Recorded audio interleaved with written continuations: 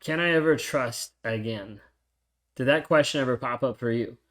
Did it ever infiltrate your thoughts, wondering after narcissistic abuse, is it possible to even be able to trust another person? Is it possible to get into a relationship that wasn't this way? Maybe you're watching this today and you've noticed a cycle of abuse that you've been in. Maybe the cycle of being with the same person and having them love bomb and idealize you, devalue, discard you, recycle you, and start the process all over again. Or maybe you're coming here and you're realizing, hey, I've had a litany and a train of all of these toxic relationships in my life since childhood. My parents were narcissistic, then the first boyfriend, the first girlfriend, like started through this whole process and realized that a lot of the people in my life have been toxic, have been ones that have actually hurt me. And we see this a lot of times where people stay in these toxic relationships for a long period of time, wondering, how do I actually get past this? What do I actually do? And then when you finally get free and you finally start to heal, a lot of times you get to a place where you start to wonder and doubt, can I even trust again? Maybe you've started to step into the dating field and you've started to date other people, and it feels like every single person that you talk to is narcissistic. They're texting too much. They're coming on too strong. They're coming on too slow. They seem like they're love bombing. They seem like they're future faking. All these different like flags pop up. Now, I don't want to say that's not true, because there might be decent people in your life that are narcissistic that are just attracted to you, or that you're attracted to because it feels safe, because it feels like this cycle that you've been in, you're used to it. Okay, but I want you to also consider, like, besides just like the cycle piece, you moving forward in your healing process has to bring you to the place of trusting. Now, not just trusting the other person, because that's not actually the question here. The question I started off with is, do you think I'll ever be able to trust again? Or can I trust anybody? Now, at the end of the day, that is the question that people are seeking the answer to, but not necessarily the question that they need to be asking. Part of the actual question that they need to be asking is, how can I trust myself again? Because when it boils down, the majority of people have a story or a thought process running through their heads that goes back to the aspect of, I don't trust myself to pick the right person. I have a broken picker. I have a broken sense of reality that keeps putting me in these toxic narcissistic relationships. And I don't know if I can trust again, meaning I don't know if I can trust myself again. If you resonate with that, leave a comment down below so other people know that they're not alone. Because there's so many people that struggle with this question of like, I'm just never going to date again. I just don't think I can do this. I don't know who I can trust. I don't think I can trust anybody. So therefore, I'm just going to close off. I'm done. And I get it. And I understand where you are. But I want you to understand, part of it is not necessarily just trusting other people. Part of it is trusting yourself. Did you ever have this happen in your relationship where you look back at the beginning or during parts of the relationship and you see the red flags? Now, red flags that you didn't see in the moment because you were driving through a field with rose-colored glasses and they just looked like flags. It looked like you were going to a party or a fair.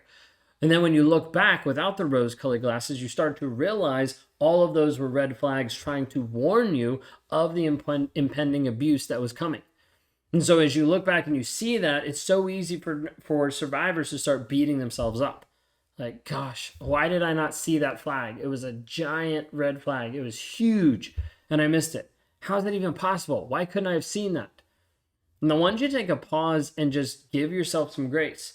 So many people beat themselves up after narcissistic abuse. Like, you continue abusing you just like the narcissist did after narcissistic abuse by looking back at who you used to be, looking back at how the relationship used to be, and telling yourself that you're stupid, and telling yourself that you're an idiot for not seeing the red flags.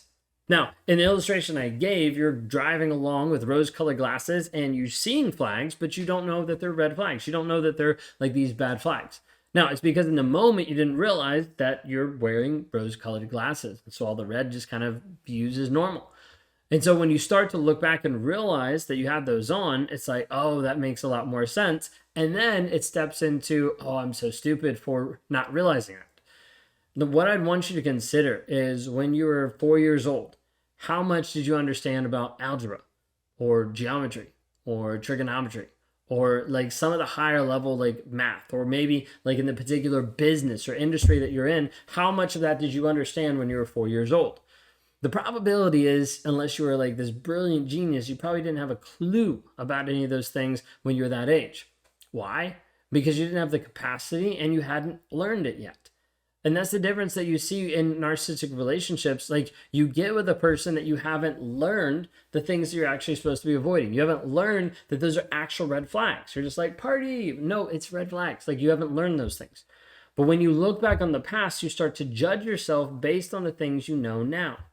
So one of the things I want you to understand is you cannot judge yourself on the past based on knowledge you have now in the present. Because otherwise you beat yourself up for something that you couldn't have known. You know the phrase like hindsight is 20/20.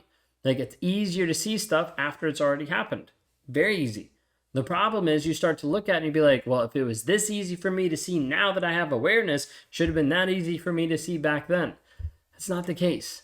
You hadn't seen it. You hadn't learned it. You hadn't known it. And so this process, first off, is giving you grace to be able to step you forward in building your own trust and building your own movement forward in your healing process. So as you do this, give yourself grace first and foremost. And then as you start to move forward in the healing process, understand there's going to be times where you're going to doubt everybody. But a lot of times it's going to come back to you doubting yourself.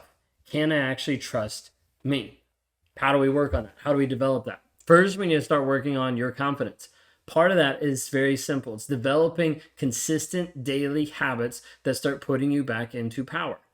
Now, in power, I'm not saying this like power control, hungry like aspect thing. I'm just saying, hey, you show up and you have energy. You show up and you have motivation. You show up and you're ready to go.